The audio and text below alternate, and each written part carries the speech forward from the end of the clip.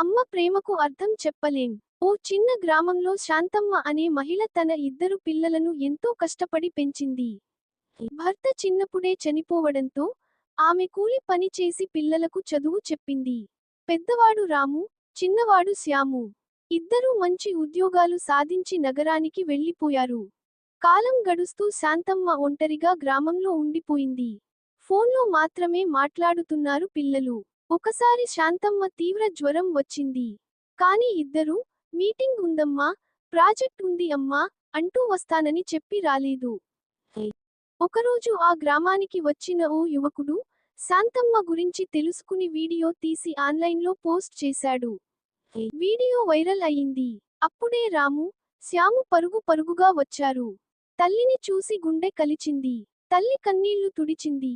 కాని ఏమీ అనలేదు. ఆ రోజు రాత్రి వాళ్ళిద్దరూ తలచుకున్నారు, ఇంత ప్రేమగా పెంచిన అమ్మను మనం ఒక్కసారి చూడలేకపోయామా? కష్టపడే తల్లిదండ్రులున్నా, వాళ్లకు అవసరం ఉన్నప్పుడు సమయం కేటాయించకపోతే మన విజయాలకు విలువ ఉండదు.